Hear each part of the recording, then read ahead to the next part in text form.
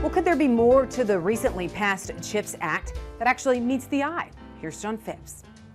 The recently passed CHIPS Act was notable not only because it was slightly bipartisan, but its fundamentally socialistic public investment in the previously private industry ironically made Chinese and American industrial policy more alike, but not in the way we imagine.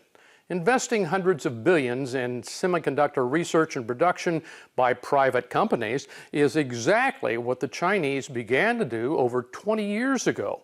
While CHIPS was widely hailed by legislators from states likely to benefit enormously, like Texas and Ohio, we should curb our expectation. Remember the state of the industry. Two semiconductor giants, Samsung in South Korea and Taiwan Semiconductor Manufacturing Company, or TSMC, produce as much as 90% of all the chips in the world, broadly measured. This is a formidable market advantage, but that's not their real economic ace. The rough gauge of how advanced chips are is a measure of miniaturization, smaller being better. The cutting edge right now for TSMC is 2 nanometers, an insanely small dimension. Those chips will be in production by as early as 2023. Intel's schedule for similar chips is 27. Meanwhile, after 20 years of pouring money and people at this industry, China's semiconductor push has produced eye-popping corruption and waste and barely reached the 7 nanometer level. Crudely put, they're making 4020s and TSMC is making quadracs.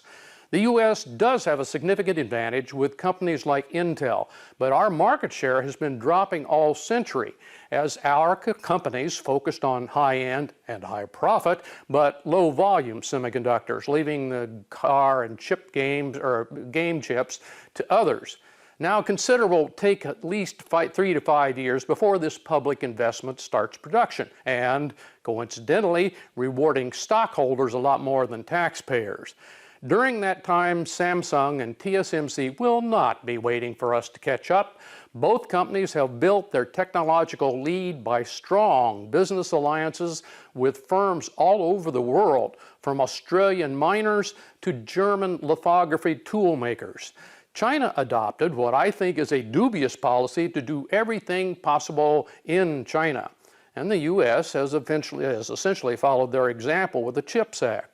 This decision isn't working out so well for China, and it could cause us similar problems.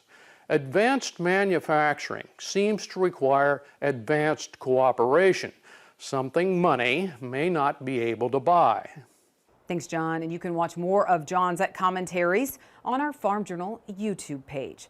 All right, we need to take a quick break, and then up next, we check in with machinery Pete for Tractor Tales.